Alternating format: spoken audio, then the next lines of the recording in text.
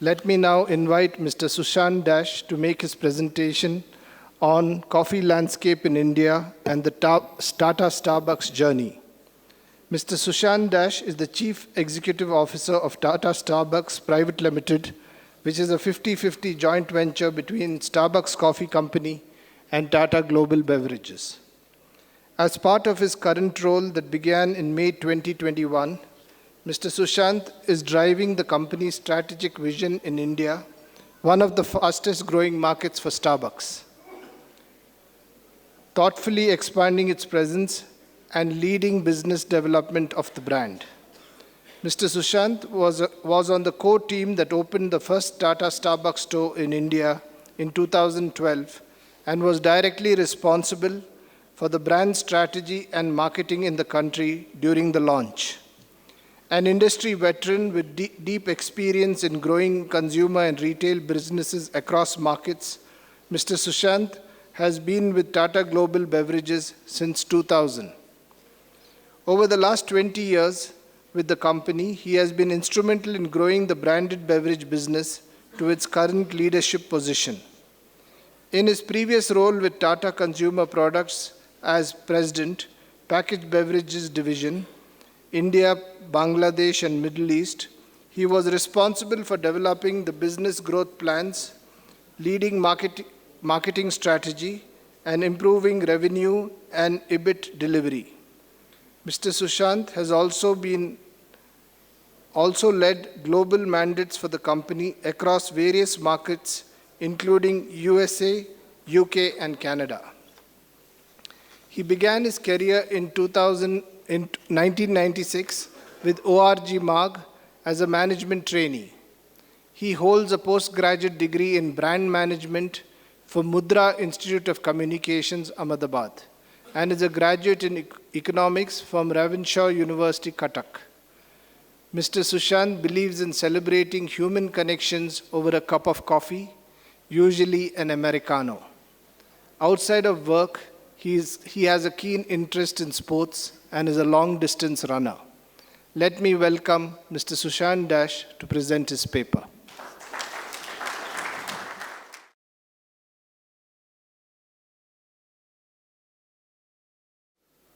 Good afternoon, everyone.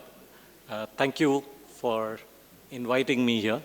It's always a privilege, a lot of faces that I've seen over the years. I think this may be the third time that I'm presenting in UPASI, but the first time on coffee. I think the previous two times I talked about tea, so it's interesting in my new role that I now get to talk about coffee. What I will do over the next 25 to 30 minutes is primarily try and cover three topics. First being, what are the things that Starbucks looks at when they are sourcing coffee? So that we know what are the criteria, what are the things that as producers are important from a global company's point of view. The second I will cover is trends, global trends that is helping in the growth of coffee. What are some of the global trends? And the last is, what are some of the things that we have done as Starbucks in India to grow coffee and how the brand has performed to the extent that it has and what has led to the growth.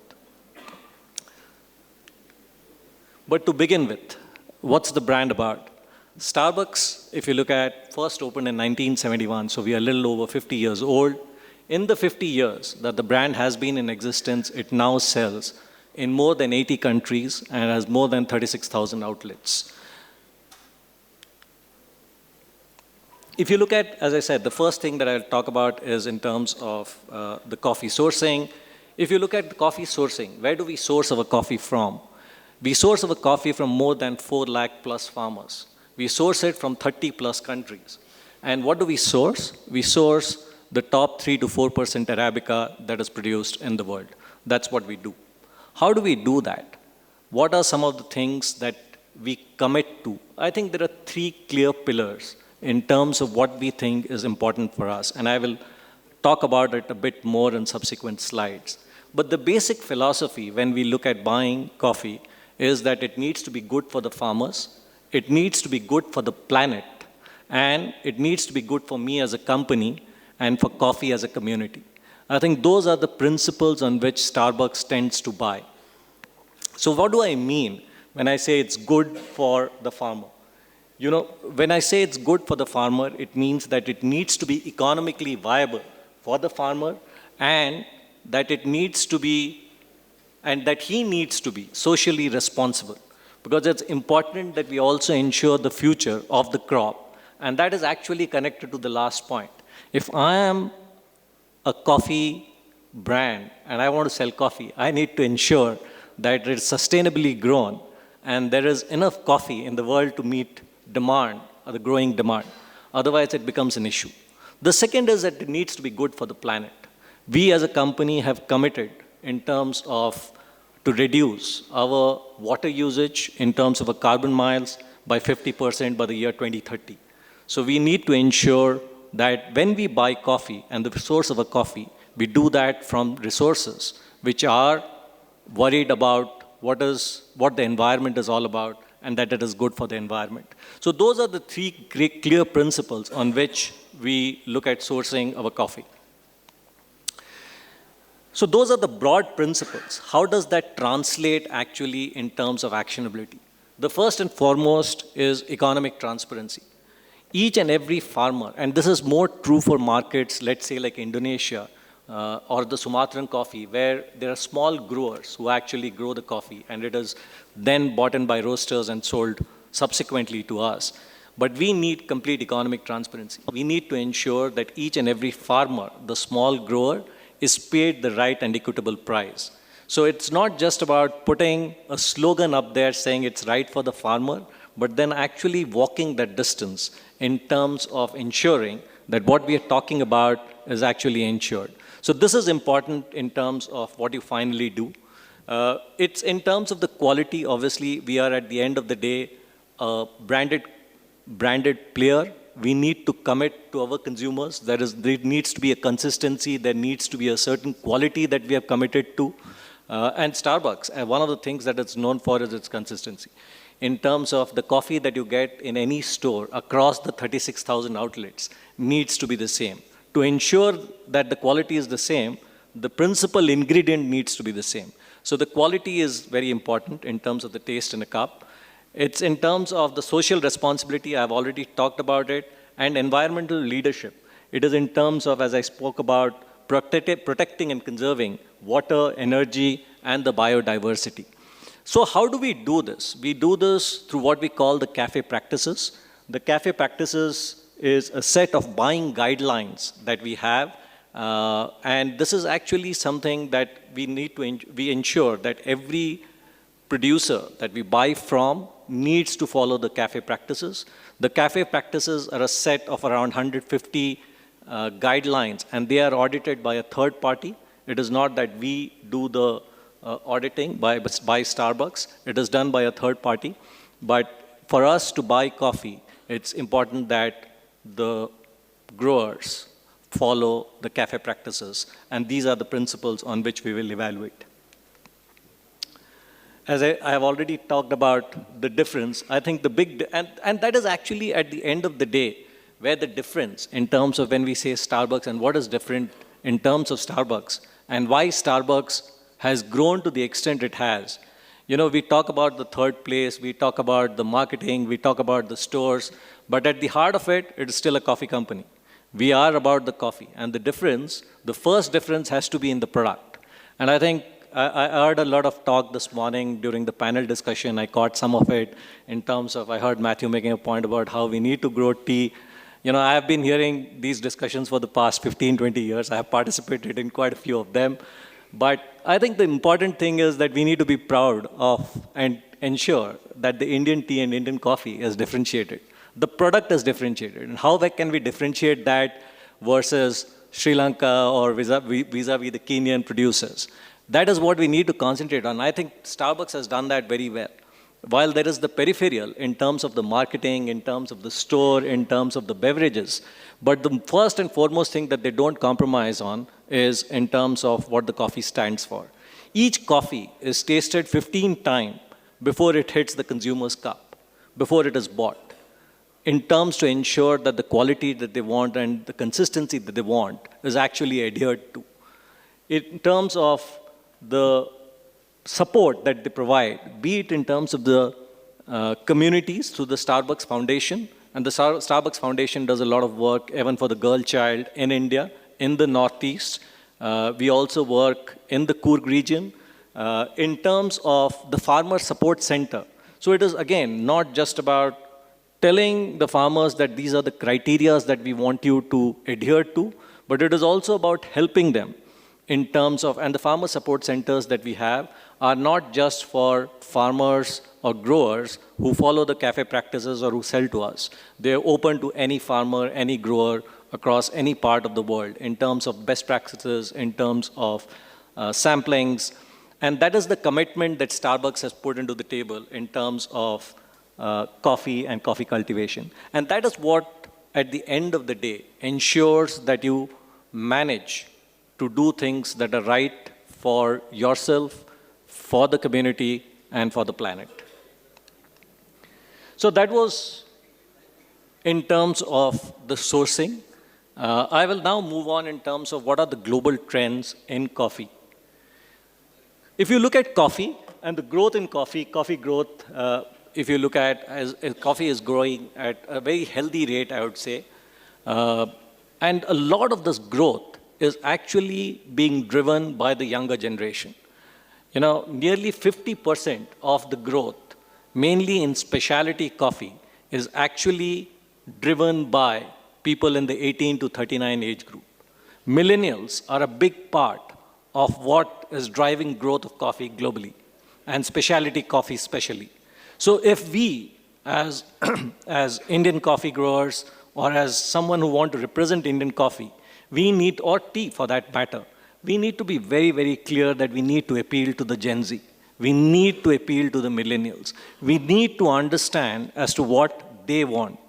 Because if we still try to market it to people, and today the consumers might be 35 plus, 40 plus, 45 plus, but you know, the growth will not be driven by them. And they already have formed habits. So if we want to make a difference, we need to go to the youngsters. We need to go to the Gen Z. They are the people who actually, and the important part about the Gen Z and the younger people is that not only do they decide what are the new trends in terms of beverages and tea and coffee in particular, but they also influence what goes into the household. I'm sure everyone here who's a parent, mainly to teenagers, will agree that most of the stuff that comes into the house in terms of be it food, beverage, where they go out, holiday, a lot of it is decided by the teens in the household and not by them. They might think that they are taking the decision and paying the money, but actually the decision is made by the teenagers in the household. So it's important that we understand what these teenagers want. So one of the things that is driving growth, as I mentioned, is growth in terms of iced coffee. Cold coffee, as climate changes globally, is actually one of the things where there is a lot of innovation, there is a lot of work, something for us to think about. Because in terms of what you do with iced coffee is slightly different in terms of the raw material, in terms of the coffee and the kind of coffee that is required. But iced coffee is clearly one of the things that is driving growth across the world. The second thing is specialty and artisanal coffee. Again, the Gen Z wants differentiation. They do not want the same old coffee. They do not want your cappuccinos, your lattes, the same filter coffee. They want new age coffee. They want things that are developed for them. And specialty and artisanal coffee are driving growth. If you look at the growth rate for specialty coffee is going to be 11.5% CAGR, much higher than the normal growth of coffee that you will see over a period of time. The third thing that I think that we need to keep in mind that is important for the youngsters, for both the Gen Z and the millennials, is in terms of sustainability and in terms of increasing demand for certified coffee. And this is not just for coffee or tea. If you look at anything that they consume, they want it to be cause-related. They want to know what is happening at the back end. They are no more just satisfied consuming something that tastes good or they want to feel good also. They want to do things that are socially, that makes them come across as socially relevant. Even in terms of jobs, when they're looking to work, They are asking for what the company stands for. So more and more they identify with brands or products or those parts of the ecosystem which are cause-related, which are sustainable, which are certified. And that, I think, is something that we could really work on to create a differentiation. There's a lot that we already do as growers, both in terms of coffee and tea, in terms of sustainability, in terms of the environment, in terms of our social responsibilities. It's a question of talking about them and creating that differentiation, because the new generation puts value to it. I have heard many a time this discussion, mainly in the tea industry, as to how the social cost and the things that we do adds a burden to the overall cost, and the consumer is not willing to pay for it, right? But I think you now have a set of consumers who could possibly pay for it if you talk about it and if you actually do it in a manner that they understand. So I think important trends in terms of where this will go. The last part is in terms of customization. This generation, again, is not happy in terms of mass-produced, the same kind of thing for everyone. Everyone believes they are individuals. They believe, hence, that as individuals, they need something that differentiates them. And when it comes to the beverage of choice, that is one of the trends that we see across board. So those would be the 4 broad trends. I've divided into sub-points. But if you look at the global trends, I think that is what is driving the growth. And those are the brands that are doing it well, or commodities that are doing it well, are the ones that are growing. So coming to the Indian story, and in terms of what is it that we learn, what has led to the growth of coffee, I think this is something that all of us know. We are a tea-drinking nation. Even if I look at South, which is where coffee, even after considering the South states at an all-India level, if I look at penetration, tea is nearly 90 plus. It is ubiquitous, and coffee is only 12 to 16%, depending on which data set you are looking at in terms of consumption. Even in the state of Tamil Nadu, the size of tea is much more than the size of coffee in terms of, the monies, in terms of the final retail value that you get. So in a country like this, when Starbucks first launched, the question was, will people, can you grow? You can always have 10 stores, 15 stores, 20 stores. That demand always exists because it's the top 0.1, 0.5%. But if you want to create a sustainable business, if you want to have a long-term perspective, the idea is not just about 20, 30, 40 stores, but the idea is that you need to grow the business in a sustainable manner. You need to spread. And for that, you need to grow the category. You need to ensure that people adopt you and there is empathy for you as a brand, and people don't just see you as an American brand which has come into India. So what are some of the things that we did to grow that? Okay, before I go that, I think one of the slides that I also wanted to talk about is that the opportunity that we have. One of the things obviously is what we did. But before we go to what we did, is also why we are so bullish about India. And in fact, one of the things that I keep joking about is we are now 10 years in this country. If you look at the first 100 stores, we took 5 years. The second 100 stores that we opened, we took 3.5 years. The third 100 stores, we opened in 18 months. We are now 358 stores, and this 100 store we will open in less than 12 months. So that's the pace at which we are growing, and that's the pace at which people are accepting the brand. That has happened because, A, the economy is growing, and if you look at as the economy grows, out-of-home consumption will grow. And anything new that you have will also grow. So the chart that I also wanted to talk, so the estimate that we have is that the out-of-home consumption in India will grow 3 times in terms of coffee over the next 10 years. So that is the scale at which we are talking about growth, nearly 10 to 11% CAGR in terms of out-of-home. So we are very bullish in terms of where it will go, and that will be driven by 2 things. One is in terms, as I said, the growth of the economy. The affluent mass, which is today at around 4%, will grow to around 8%, and that will give us the kind of purchasing power people will have to spend. The second is, as I said, the younger demographics. The biggest advantage that we have as a country across board is our demographic dividend. And I cannot but emphasize the importance that that brings to the table in terms of selling new things or in terms of creating a market for us. No one else has that advantage. So I think the next 15 to 20 years or 25 years till this population ages is our opportunity. If we miss this opportunity, we will again rue the fact that we didn't do enough in terms of the industries that we work for. But that is where we stand. And I also wanted to talk about the growth that China has had. If you look at China, and I can talk about the Starbucks story in China, for the first 10 years that they existed, till 2010, 2011, they actually had 100 stores, much slower pace of growth than India. And China, like India, is a tea market, right?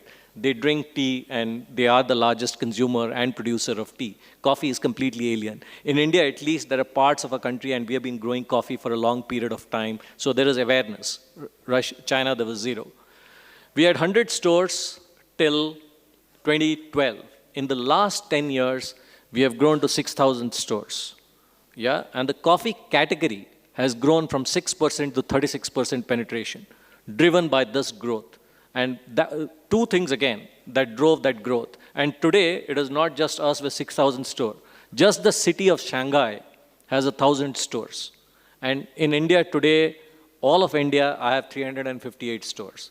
So that is the kind of potential when you look at, and the reason that we are so bullish, and why I feel that this is the time. And when I say coffee, and I am talking about coffee here, because the same thing can happen for tea, if we do it the right way. If we do and understand what the younger generation wants, because affluency and the growth, the India macroeconomic story everyone has bought into. India is growing, and India will continue to drive growth. So it's for us now to think as to what is required to make ourselves successful. And China did that. So if you see, and other than the 6,000 stores that we have, there are other players that have come in because of the growth that they saw. And today actually overtaken Starbucks. There's actually Luckin Company, which is a local company, which has just last quarter reached 10,000 stores. And in one quarter, they opened 3,500 stores. So that's the kind of numbers that they are opening in terms of the stores in that country. Obviously, the infrastructure is better. So what are some of the things that will drive? I think I'll skip some of this because of the time.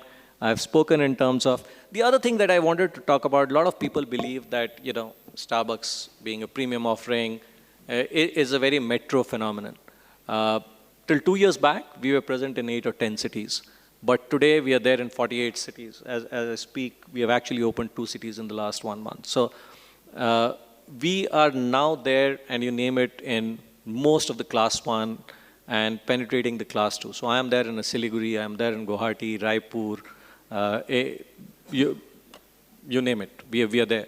And in many of the smaller markets, we see better traction and numbers than in the larger metros. Because in the larger metros, you have competition, you have other options for the youth. In many of the smaller markets, they have the money, but they do not know what to do with it. So when you give them opportunities, when you give them options, they are more than happy to adopt it. And today, everyone is aware of what is happening in the larger world. So communication and training and behavior change is no more an issue. So that's also something that's important to look at. So what are the things that we did? I think 3 things, and I think these are true for anything that you want to grow or to build. I think build brand occasions, that you are present in more number of occasions, and I will talk through some of it. Where you are present. We cannot just be present in one place. We need to be present wherever our consumer is present. And today the consumer is present in many more places than they used to be earlier, right? Today the consumer is present online most of the time, which didn't happen, let's say 6 years, 7 years, or 10 years back. So today if I say that I will only sell at my store, then I will only capture 40-50% of the value that the consumer is willing to give. So if I want to sell, I need to be present in the digital world. I need to be present, reach the consumer's home. Deliveries are a way of life. People order, be it your food through a Zomato or Swiggy or Zeptos of the world delivering groceries within 20 minutes. So if I say I won't participate in that, then I will not reach the consumer. So you need to be present wherever the consumer wants. I cannot say as a producer, a brand owner, or a manufacturer that this is my way, I will go here, the consumer needs to come to me. The consumer is not going to come to you. You need to go to the consumer, right? And if the consumer is at multiple points, one of the things if you want to grow is to ensure that you are available at multiple points. The second is product relevance. We need to be relevant as per local needs. You know, it's great as a global brand that you have processes, there is consistencies, there are goods that you bring to the table. But at the same time, what wins heart, mainly when it comes to food and beverage, is the empathy and the local requirements. Every country, every culture has their own wants, own requirements in terms of what they like or don't like, right? The way they eat, the way they dress, and it is very important that brands embrace the cultural nuances and localize if they want to actually grow and be part of the social milieu. Otherwise, you will be restrictive. You can always say that I will stay what I am. I will be true to my brand. This is how I grew. I am an American brand. I'll stay true to what it was. But then you will only appeal to a limited set of people. If you want to expand, you need to be locally relevant. And I think, and I'll again talk a bit about that. And finally, it's all about the team in terms and to ensure the training and the consistency. You know, you can have whatever strategies you want, but if you don't work together and if you don't ensure that the front end and the team delivers and executes and understands that, no strategy will work. So it's important for any brand, any company to ensure that the first thing that they do is to ensure that the partners, the employees understand what they are looking to do and why they are doing it, and also ensure the right kind of training. So in terms of, as I said, omni-channel in terms of presence, so be it in terms of the digital channels, we have an app through which we deliver, we have tied up with Swiggy and Zomato in terms of delivering to your homes, we are there in the e-commerce platform, be it Myntra, Flipkart, Tata Click, in terms of merchandise. We are there in multiple points. For example, if you travel in premium economy or in terms of business in Vistara, you will get served a Starbucks. That creates the imagery. That creates, you know, people realize and they come in touch with you. So one of the things, for example, if you want to grow Indian tea outside and we need to create awareness not just at the trade fairs, which I know we participate in, but we need to do it where the consumer is. We need to create it at multiple points. We need to tell them as to how Indian tea is better at the point where they're consuming it. Same for coffee, because you know otherwise the consumer pull will never happen. In terms of, it's important that we do it where they consume and where the requirement is the highest. So that's what we have done. And today, actually, if I look at my stores, outside my stores, nearly 20-25% of our revenue comes from outside the store. It's not the store that, that gives us all our revenue. I talked about being, being relevant locally. I think one of the things, obviously, is the food, which is not there on the slide. But a lot of the food that we serve is localized. And localized to the extent that today we actually sell food by cities, by locality. So for example, what I sell in the south stores, or even Kerala versus what I sell in Karnataka, there will be 5 or 6 items which are specifically made for that city, that region versus, let's say, what is globally available. So in terms of the thought process, you will have what is globally relevant because people come to the store wanting, you know, what they have heard about, what is there on the net in terms of the global heroes.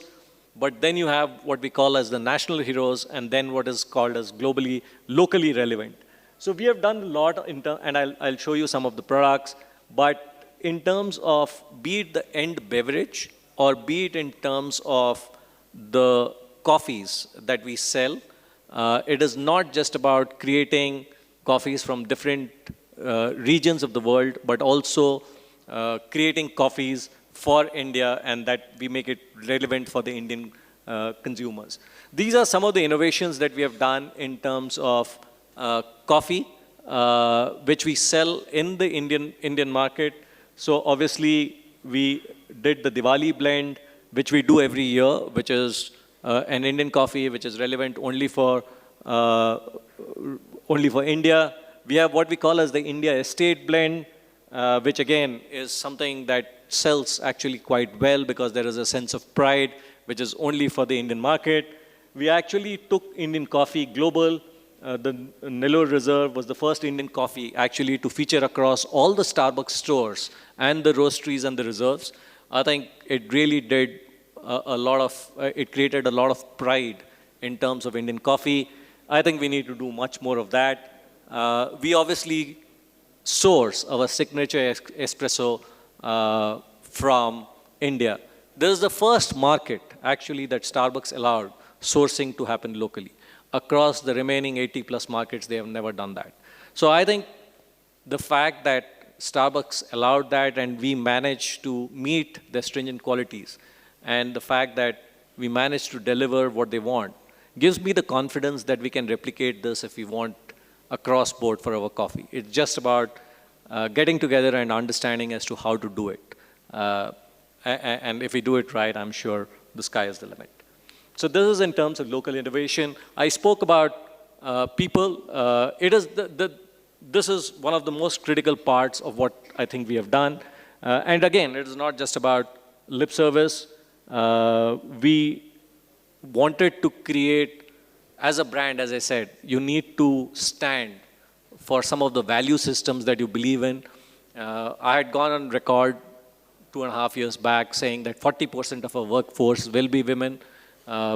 We are 40% plus in terms of our female partners, 100% pay equity between men and women.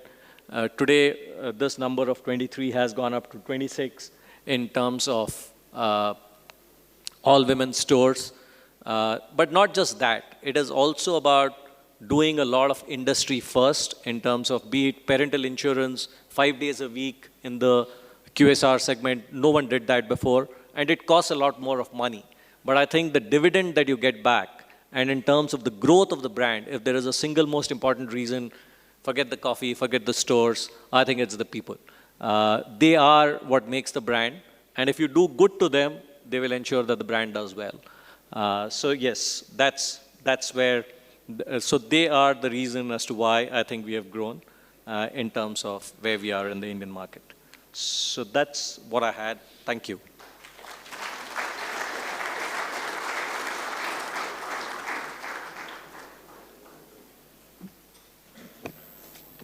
Thank you, Sushant.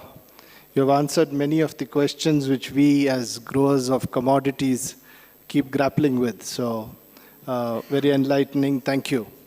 So we just have a few minutes. So would anyone like to ask any questions? Probably we have time for about 2 or 3 questions. Gentlemen? For Mr. Syed and for Sushant. Please.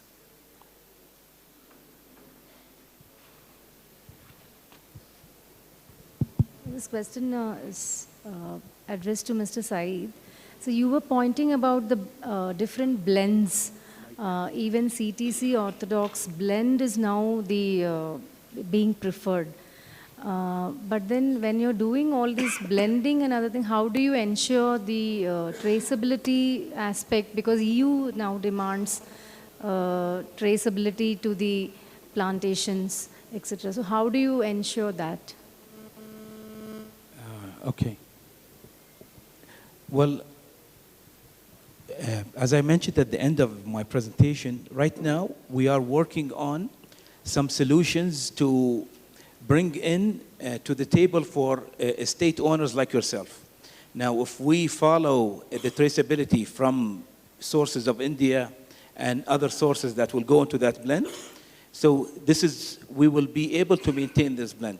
So in the coffee, there is that as well. As we work in coffee, and also my friend here also works in coffee and worked in tea much more so. And he would tell you that the majority of coffee also is a blend. And like in the EU, there has to be traceability. And coffee is blended from way more different origins than it does tea. Yeah. So like, in tea, on average, you have 2 to 4 blends, where in coffee, 6 blends actually are kind of normal. Yeah. So to find traceability for these, they have more than one solution, and this is a solution that we can introduce for you to adapt. And we can combine them together in our blending, where most of the blending happens in Dubai. So these are things that we will slowly communicate with our members on on how they can adapt these kind of solutions for traceability. As we have a lot of solutions from around the world that showcase this. Yes. Any other question?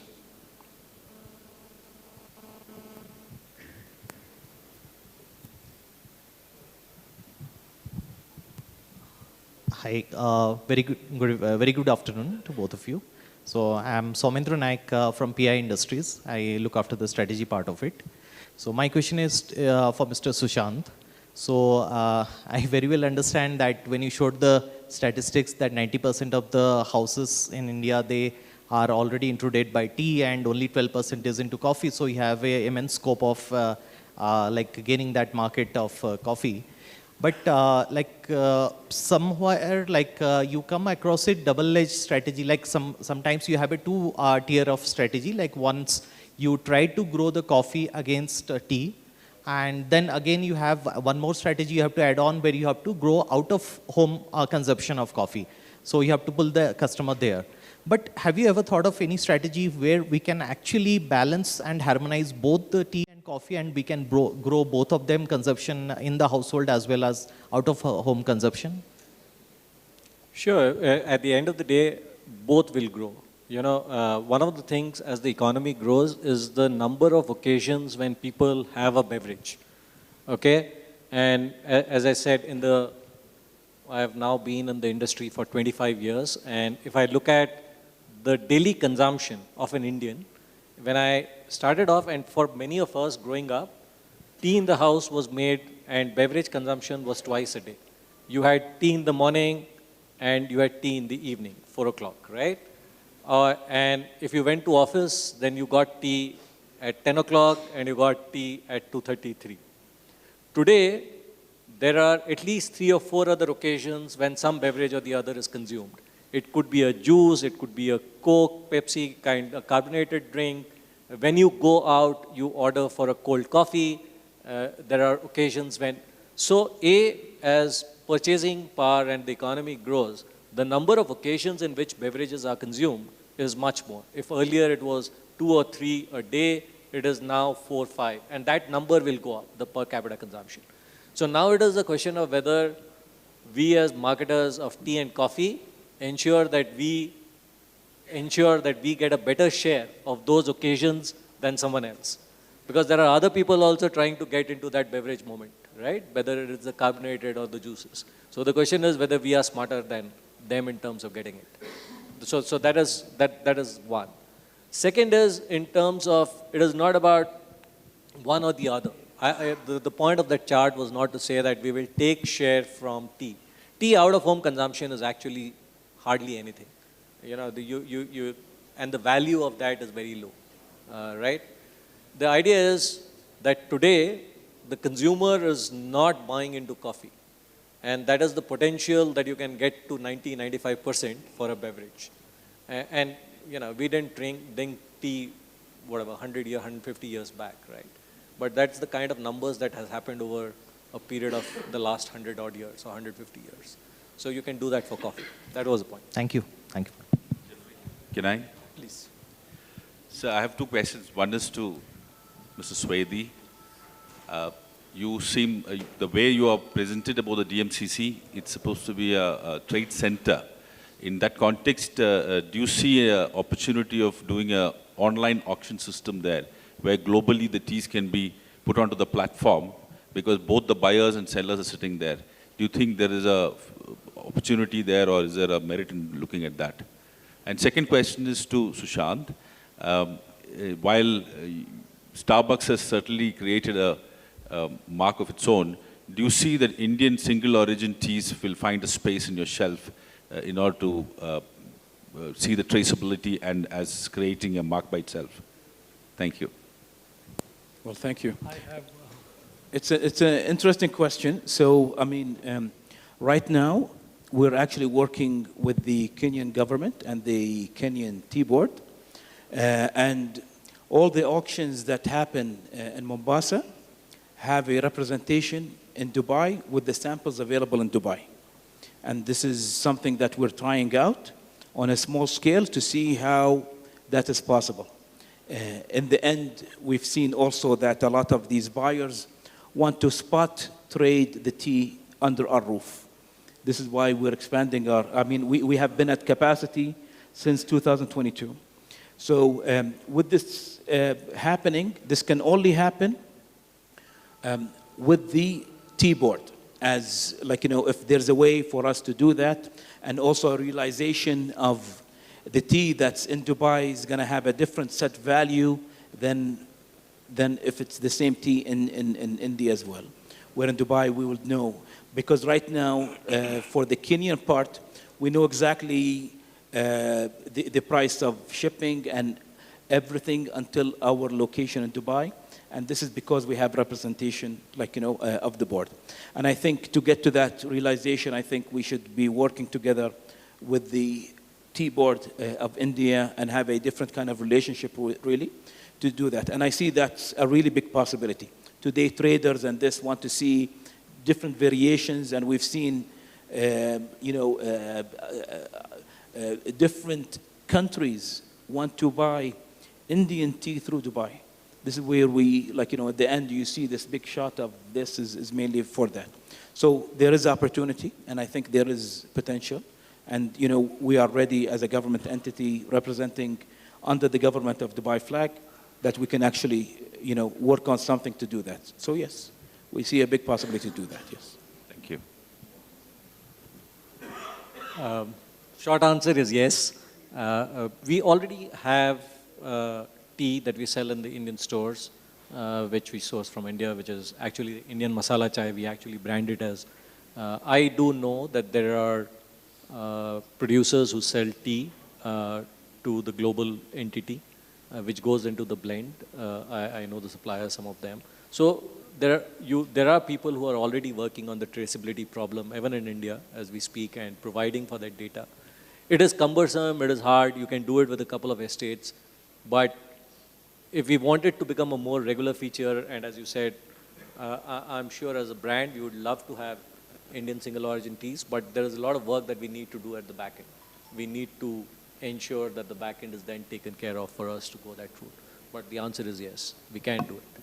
Thank you. Jeffrey, can I ask you a question? Yeah, please. Yeah. My question is to Mr. Sushant. At the outset, thank you so much for that insightful presentation on future of Indian domestic market in coffee. The question is, if I may, how much is the percentage of coffee you source is Indian origin, and what is the reason for that percentage? If you can. Indian coffee. Yeah, how much is your coffee is of Indian origin? All of it is Indian coffee. Indian origin. All of it is Indian origin, Indian coffee. Okay.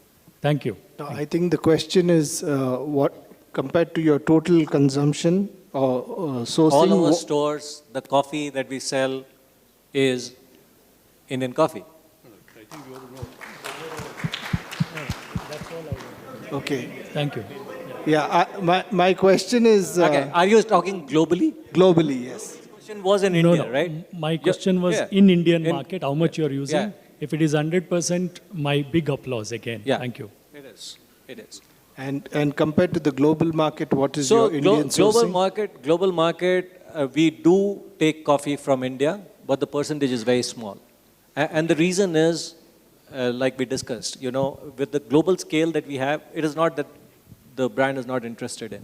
And I think we have had many discussions with partners here.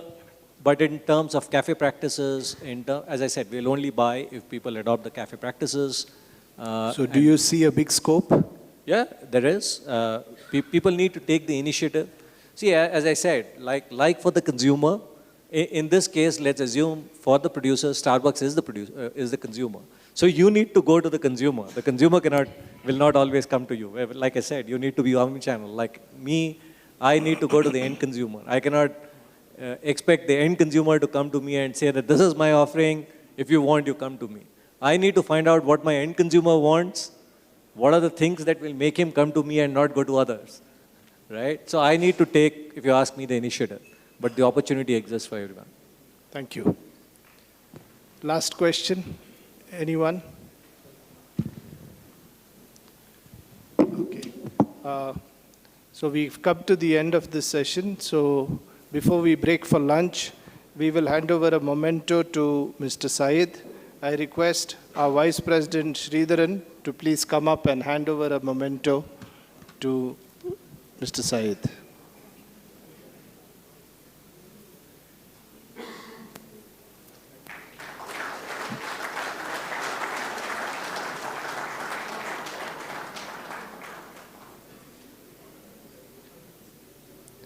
I request our Coffee Committee Chairman, Mr. Ajoy Tipaya, to please come over and hand over a memento to Mr.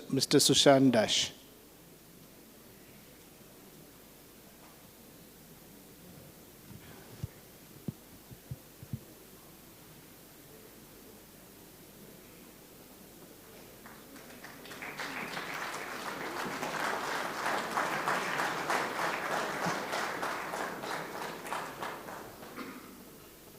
Thank you, ladies and gentlemen. Now we will break for lunch and we will reassemble at 2:30, please. Thank you.